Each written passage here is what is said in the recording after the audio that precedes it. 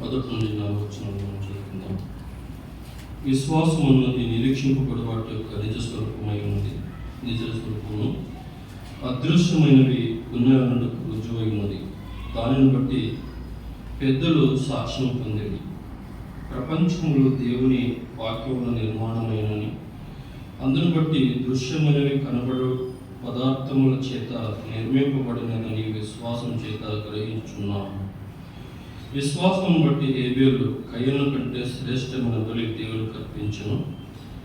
అతడిని అర్పణను గురించి సాక్ష్యం ఇచ్చినప్పుడు అతడు విశ్వాసం బట్టి నీతిమంతుడిని సాక్ష్యం పొందెను. అతడు మృతి నుండి ఆ విశ్వాసం ద్వారా మాట్లాడుచున్నాడు. దేవుడు మాటలు దీవించుగాక.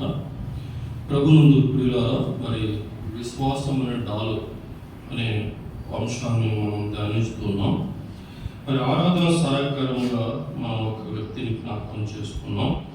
చూడండి, 4వ వచనంలో మనం చదువుతున్నాం. ఏమంటున్నాడంటే, విశ్వాసం బట్టి హేబేలు కయీను కంటే శ్రేష్టమైన బలి దేవునికి అర్పించాను. మరి విశ్వాసం అంటే ఏమి అనేది మొదటి వచనంలో చూసుకుంటున్నాం. ఏమని? విశ్వాసం అన్నది నిరీక్షింపబడు వాటి యొక్క నిజ స్వరూపము. కాబట్టి మనకు నిరీక్షణ ఉన్నది. మరి పరమాత్ముడు ఆత్మస్వరూపి, నిత్య స్వరూపి, ప్రేమ స్వరూపి, జీవస్వరూపి. మరి ఆ స్వరూపుడు, ఆ నిజ స్వరూపుడు ఉన్నాడు అన్నది మనందరికీ స్పష్టమే, అది సత్యమే. కాబట్టి మనం అందరము మరి చేరి వచ్చి ఉన్నాం మన సంగతిని కూడా మనం తెలుస్తుంది. అందుకొరకు అక్కడ ఏమంటున్నాడంటే, అదృశ్యమైనవి ఉన్నదనుటకు రుజువై ఉన్నది. కాబట్టి ఇవన్నీ అదృశ్య లక్షణాలు దేవునివి, అయినా అవి ఉన్నవి అని విశ్వసించాం. కాబట్టి అది విశ్వాసముని గ్రహిస్తున్నాం. కానీ మనం చదువుతున్న భాగంలో చూడండి, విశ్వాసం బట్టి హేబేలు కయీను కంటే శ్రేష్టమైన బలి దేవునికి అర్పించాను. కాబట్టి ఇక్కడ ఇద్దరు వ్యక్తులు ఉన్నారు. కాబట్టి కయీను మరి హేబేలు కంటే ప్రథముడు. మరి ఆదాము అవ్వలు వారికి బలి నేర్పించారు. ఆ బలి దేవుడు వారికి నేర్పించాడు. దేవునికి బలి అర్పణ అనేది వారు నేర్పించారు. దేవుని ఆరాధించడం ఎలాగో ఆది కాండములోనే, ఆరంభంలోనే ఎరిగిన వారు. అందుకొరకే ఆది కాండంలోనే, ఆరంభంలోనే దేవుణ్ణి ఆరాధన, మొదటి ఆరాధన, స్పష్టమైన ఆరాధన మనం చూస్తూ ఉన్నాం కదండి. చూడండి, ఆది కాండంలోని 4వ అధ్యాయంలో మాట మనం జ్ఞాపకం చేసుకుందాం. ఆది కాండం 4వ అధ్యాయం 2 నుంచి చదువుతున్నాం. తర్వాత ఆమె అతని తమ్ముడకు హేబేలు కని, హేబేలు గొర్రెల కాపరి, కయీను భూమిని సేదపరచువాడు. కొంతకాలమైన తర్వాత కయీను పొలంలో పంటలో కొంత యెహోవాకు అర్పణగా తెచ్చాను. హేబేలు కూడా తన మందలో తొలుచూలు పుట్టిన వాటిలో క్రొవ్విన వాటిని కొని తెచ్చాను. యెహోవా హేబేలు అతని అర్పణను లక్ష్య పెట్టెను. కాబట్టి ఆది కాండంలో జరిగిన సంఘటన, ఆరాధనని ఎవరు జ్ఞాపకం చేశారు మనకి ఈ పత్రికలో కదండి? పరిశుద్ధుడైన పౌలు మనకు జ్ఞాపకం చేస్తున్నాడు. విశ్వాస పట్టిలో హేబేలును చేరుస్తూ, మొట్టమొదటిగా హేబేలుని జ్ఞాపకం చేసుకుంటూ, అతని అర్పణని జ్ఞాపకం చేసుకుంటూ, అతని ఆరాధనను జ్ఞాపకం చేసుకుంటూ, హేబేలు కయీను కంటే శ్రేష్టమైన బలి అన్నాడు. శ్రేష్టమైనది. ఆ శ్రేష్టమైన బలి దేవునికి అర్పించినట్టుగా మనం చూస్తున్నాం. చూడండి, మనం చదువుకున్న భాగంలో కూడా చూసినట్లయితే హేబేలు గొర్రెల కాపరి, కయీను భూమిని సేదపరచువాడనుంది. కొంతకాలమైన తర్వాత కయీను పొలము పంటలో కొంత యెహోవాకు అర్పణంగా తెచ్చిన. హేబేలు కూడా తన మందల తొలుచూలు పుట్టిన వాటిలో క్రొవ్విన వాటిని, అంటే దేవునికి ప్రథమమైనది, చాలా ప్రాముఖ్యమైనది, ప్రప్రథమమైనది. కాబట్టి ఆ మాట గుర్తించాడు. ఆదాము అవ్వలు నేర్పించాలి. ఆ ప్రథమమైనది, ప్రప్రథమైనది తీసుకుని వచ్చినట్టుగా మరి హేబేలు అర్పణలో మనం చూస్తూ ఉన్నాం. చూడండి, విశ్వాసం లేమున్నది, అర్పణ ఉన్నది. కాబట్టి అక్కడ మనం చూస్తూ ఉంటున్నాం, శ్రేష్టమైనది తెచ్చినట్టుగా మనం చూస్తూ ఉంటున్నాం. చూడండి, ఇంకా ఏమంటున్నాడు, హేబేలు కూడా తన మందలో తొలుచూలు పుట్టిన వాటిలో క్రొవ్విన వాటిని కొన్ని తెచ్చెను, యెహోవా హేబేలు అతని అర్పణను లక్ష్య పెట్టెను. కాబట్టి దేవుడు లక్ష్య పెడుతున్నాడు. ఈరోజు మనం చేరవచ్చామంటే దేవుడు లక్ష్య పెడుతున్నాడు. నీవు ఏ అర్పణతో వచ్చావో, ఏ హృదయంతో వచ్చావో ఆయన లక్ష్య పెట్టేవాడుగా ఉన్నాడు. కాబట్టి హేబేలు అర్పణను లక్ష్య పెట్టాడు. కాబట్టి లక్ష్య పెట్టుట అనేది దేవుడిని మనం చూస్తూ ఉన్నాం. కాబట్టి ప్రియులారా, ఇలాంటి ఉండగా మరొక మాట జ్ఞాపకం చేసుకుందాం. కాబట్టి అక్కడ మరి హేబేలు దేవుడిని చూడలేదు, కానీ నిజ స్వరూపము ఆయన ఉన్నాడు అని అనడానికి రుజువైనది. కాబట్టి కనుక ఆయన విశ్వాసమును బట్టి హేబేలు కయ్యేను కంటే శ్రేష్టమైన అర్పణ దేవునికి అర్పించాలి. అర్పించిన తర్వాత అక్కడ ఒక మాట రాస్తాడు, చూడండి. ఇబ్రీ పత్రిక 11వ అధ్యాయం చూడండి. ఇబ్రీ పత్రిక 11వ అధ్యాయం 4వ వచనంలో ఆఖరి భాగం ఉంటుంది. దేవుడు అతని అర్పణను గురించి సాక్ష్యం ఇచ్చినప్పుడు అతడు ఆ విశ్వాసమును బట్టి నీతిమంతుడని సాక్ష్యం పొందిన అతడు మృతి నొందియు దేని ద్వారా మాట్లాడాడంటే ఆయన విశ్వాసము ద్వారా మాట్లాడు. మృతి పొందిన తర్వాత కూడా హేబేలు విశ్వాసము ద్వారా మాట్లాడను అని రాస్తూ ఉంటున్నాడు. విశ్వాసం అనేది ఎంత గొప్పదో ఆలోచన చేస్తూ ఉన్నాడు. కాబట్టి ఇలా విశ్వాసం లేకుండా దేవుడికి ఇష్టడై కూడా అసాధ్యం. కాబట్టి ఆరాధనలో ప్రాముఖ్యంగా ఏముండాలి? విశ్వాసం ఉండాలి. ఒక మాట జ్ఞాపకం చేసుకుందాం. చూడండి, లూకా రాసిన సువార్త 7వ అధ్యాయం 50వ వచనం మనం చదువుతున్నాం. 50వ వచనం ఏమంటున్నాడు? అందుకు ఆయన, నీ విశ్వాసము నిన్ను రక్షించను, సమాధాన గలదానివై వెళ్ళమని ఆ స్త్రీతో చెప్పాను.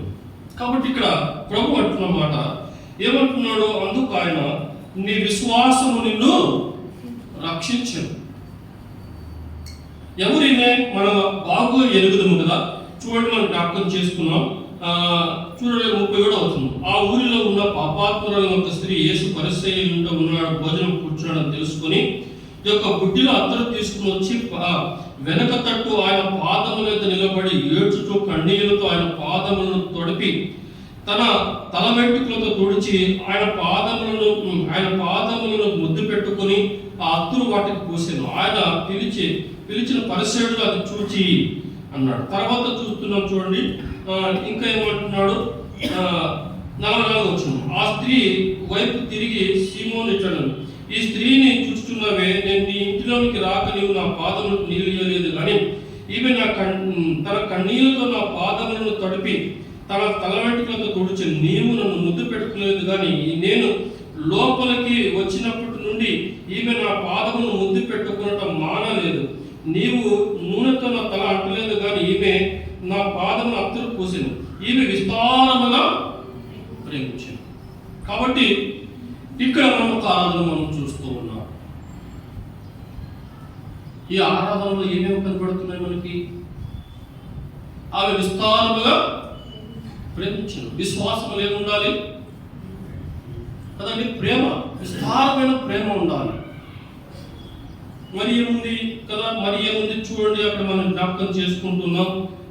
35వ వచనం. వెనుక తట్టు ఆయన పాదముల మీద నిలబడి ఏడ్చుచు కన్నీళ్లతో ఆయన పాదములను తడిపి తన తల వెంట్రుకలతో తుడిచి ఆయన పాదములను ముద్దు పెట్టుకుని ఆ అత్తురు వాటికి పూసిన. అత్తురు తెచ్చింది, చాలా విలువగలది తెచ్చింది, చాలా శ్రేష్టమైనది తెచ్చింది. ఈమె విశ్వాసంలో ఏమున్నది? సమర్పణ ఉన్నది. ఈమె విశ్వాసంలో ప్రేమ ఉన్నది. ఈమె విశ్వాసంలో సమర్పణ ఉన్నది కదండి. ఈమె విశ్వాసంలో మనం చూస్తుంటున్నాం ఆరాధన ఉన్నది. ఆయన పాదములను ముద్దు పెట్టుకుంటా ఉన్నది, తల వెంట్రుకలతో తుడుస్తూ ఉన్నది. కానీ ఆమె ఎవరు? ఆమె జీవితం ఏమిటో అది ఆమెకు తెలియదు, కానీ విశ్వాసం ద్వారా దేవుని ఆమె ఎరిగింది. ఆయన ఆరాధనకు యోగ్యుడని తెలుసుకుంది. ఆయనే దేవుడు, ఆయన తప్ప వేరే దేవుడు లేడు. ఇంకా అప్పటికి ఆయన సిలువ ఇవ్వబడలేదండి. సిలువ వేయబడక మునుపే విశ్వాసం ద్వారా కదండి, విశ్వాసం ద్వారా ఆరాధించిన స్త్రీని మనం చూస్తూ ఉన్నాం. ఎంత విలువైనది తీసుకుని వచ్చింది ఆమె జీవితంలో. ఆమె ఆరాధనలో సమర్పణ, ఆమె ఆరాధనలో ప్రేమ, ఆమె ఆరాధనలో ఆమె విశ్వాసం ఎంత గొప్పది. ముద్దు పెట్టుకుంటా ఉన్నది, పాదాలను ముద్దు పెట్టుకుంటా ఉన్నది, ఏడుస్తున్నది, కన్నీళ్లు కారుస్తున్నది. ఎంత గొప్ప ఆరాధన కదండి. అందుకొరకే దేవుడు ఆమె చేసిన ఆరాధనను మర్చిపోకుండా బైబిల్ గ్రంథంలో రాయించి పెట్టాడు. మరొక వ్యక్తిని జ్ఞాపకం చేసుకున్నాం.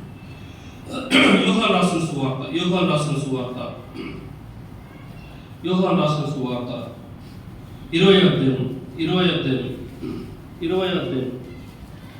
వచనం మనం చదువుతున్నాం. ఏమంటున్నాడు? 8 దినములైన తరువాత ఆయన శిష్యులు మరలా లోపల ఉన్నప్పుడు తోమ వారితో కూడా ఉండెను. అంతకుముందు చూడండి 24వ వచనం.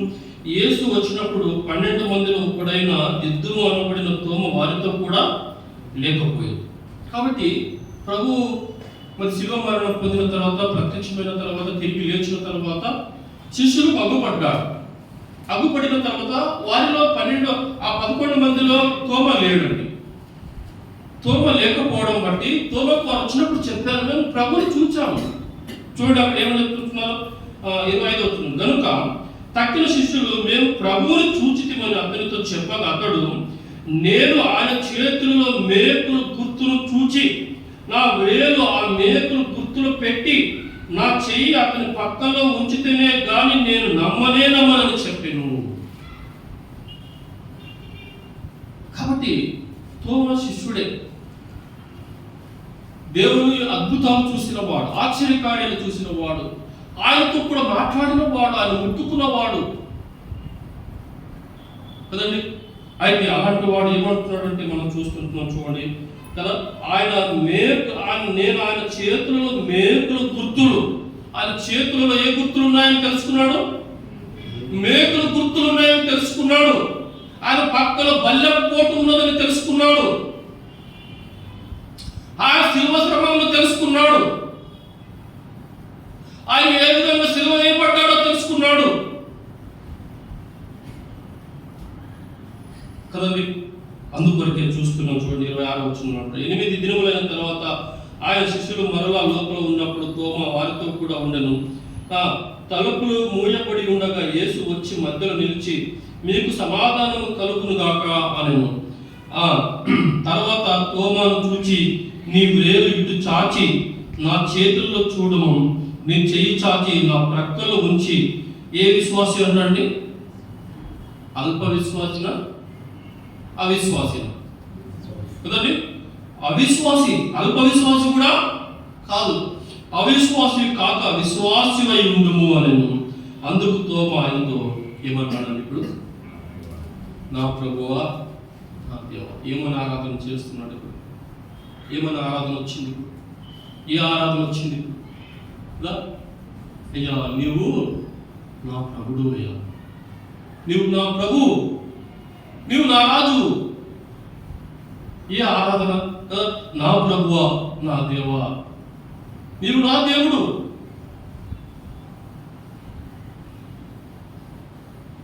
ఎందుకు అంటే పిల్లల 27వ వచనంలో మనం చూస్తున్నాం, నీ వేలు చాచి నా చేతులు చూడుము. ఏం చూపించాడండి? చేతులు చూపించాడండి. తోమా చూడు నా చేతులు కదండి. ఆ చేతులలో మేకులు కొట్టిన గాయం, ఆ సందు కనబడతా ఉందండి. ఆ సందులో ఏలు పెట్టగలడా ఇంకా తోమా? కనబడతా ఉంది, పక్కలో బల్లెపు కనబడతా ఉన్నది, ఆ గుర్తులు కనబడుతూ ఉన్నాయి, ఆ నలిగిపోయిన విధానాలు కనబడుతూ ఉన్నది. చూచిన వెంటనే విశ్వాసుడై ఆరాధన చేస్తున్నాడు. ఏమని? నా ప్రభువా, నా దేవా. కాబట్టి పిల్ల విశ్వాసములో ఏముంటుంది? కాబట్టి ఆ స్త్రీని మనం చూసాం. విశ్వాసంలో సమర్పణ ఉంటుంది, విశ్వాసంలో ప్రేమ ఉంటుంది, విశ్వాసంలో ఆరాధన ఉంటుంది కదండి, విశ్వాసంలో కన్నీళ్ళు ఉంటాయి. విశ్వాసం అనేది సత్యం, సత్య దేవుణ్ణి మనం ఎద్దుకు తీసుకుని వెళ్తుంది, ఆయన ఎద్దుకు మనం ఆయన సమీపానికి తీసుకుని వెళ్తుంది. కాబట్టి విశ్వాసం కూడా తోమని కదండి ప్రభు ఎద్దుకు సమీపానికి తీసుకువచ్చింది, ఒక ఆరాధికునిగా చేసింది. ఇప్పటికి కూడా కేరళలో, మన భారతదేశంలో కదండి, కేరళలో తోమ సమాధి, మద్రాసు సమాధి ఉంది. కానీ ఆయన కట్టించిన చర్చిలో ఇప్పుడిప్పుడు ఏం రాశారంటే, నా ప్రభువా నా దేవా. ఇప్పటికి కూడా అదే మాటలు రాశారు, నా ప్రభువా నా దేవా.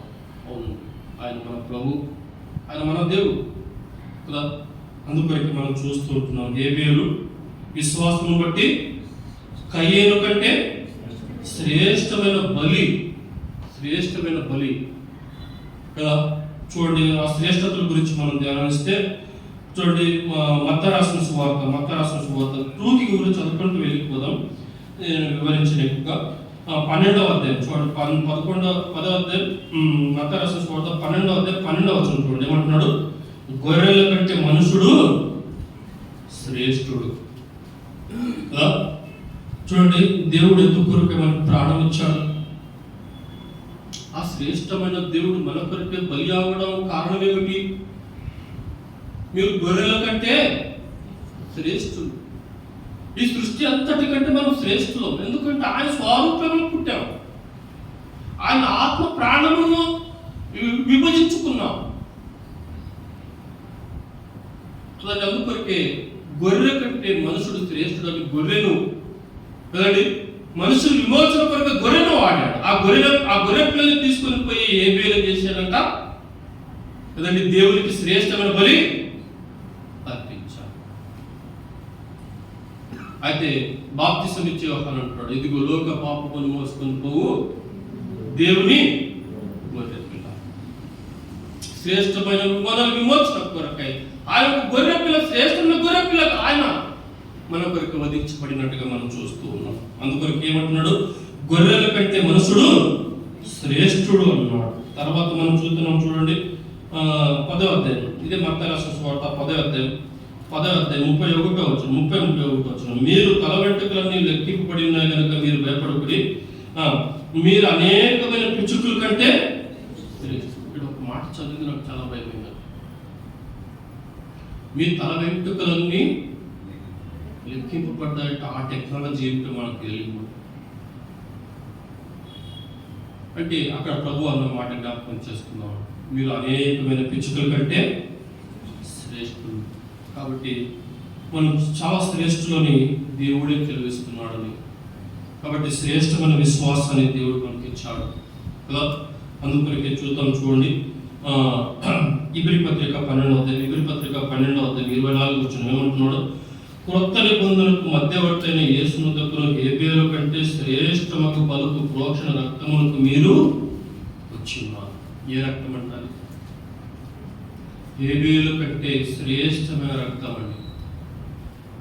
హేబేలు రక్తం మాట్లాడింది, విశ్వాసం ద్వారా మాట్లాడింది.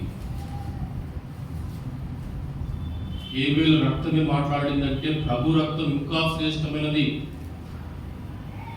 ఏ మచ్చ ఏ డాగు లేనిది, నిష్కళంకమైనది, పరిశుద్ధమైన రక్తం అది.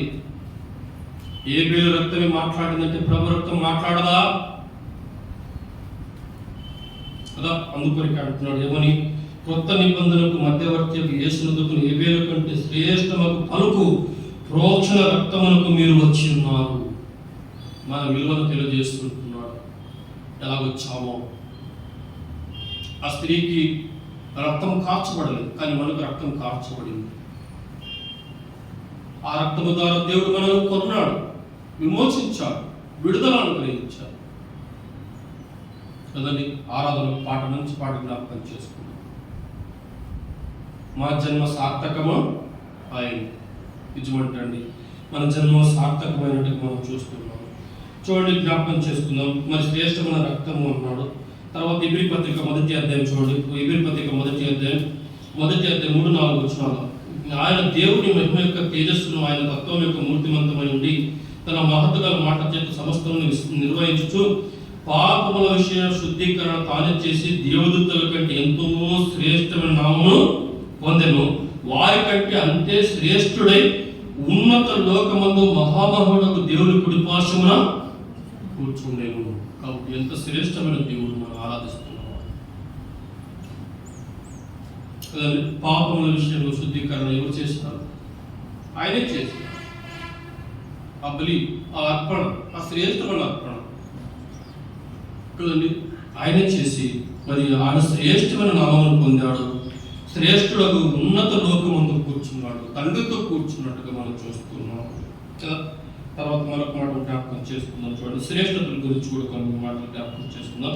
7వ అధ్యాయం చూడండి, 7వ అధ్యాయం 4వ వచనం ఏమన్నాడు? ఇబ్రీ పత్రిక 7వ అధ్యాయం 4వ, ఇతడు ఎంత ఘనుడో చూడుడి, మూల పురుషుడైన అబ్రహాము అతనికి కొల్లకున్న శ్రేష్టమైన వస్తువుల్లో 10వ వంతు ఇచ్చాడు. కాబట్టి 10వ వంతు ఇచ్చాడంట అబ్రహాము. శ్రేష్టమైన ఇచ్చాడంట అంటూ పైన ఒక మాట రాస్తాడు కదా, ఇతడు ఎంత ఘనుడో చూడుడి. కాబట్టి పౌలు గనుడైన ప్రభుని చూస్తూ ఉన్నాడు. మన ఆరాధన, మన ప్రభుని మనం ఏ విధంగా చూస్తూ ఉన్నాం? గనుడైన ప్రభుని చూస్తూ ఉన్నాడు, శ్రేష్ఠుడైన ప్రభుని చూస్తూ ఉన్నాడు కదా. అవునండి. తర్వాత మనం చూస్తూ ఉన్నాం. చూడండి, 18-19 వచనాలు కింద భాగంలో ఉన్నాడు. నివారణ అంతకంటే శ్రేష్ఠ నిరీక్షణ దాని వెంట ప్రవేశపెట్టును. మన నిరీక్షణ ఎలాంటిది? చాలా శ్రేష్టమైన నిరీక్షణ మనకు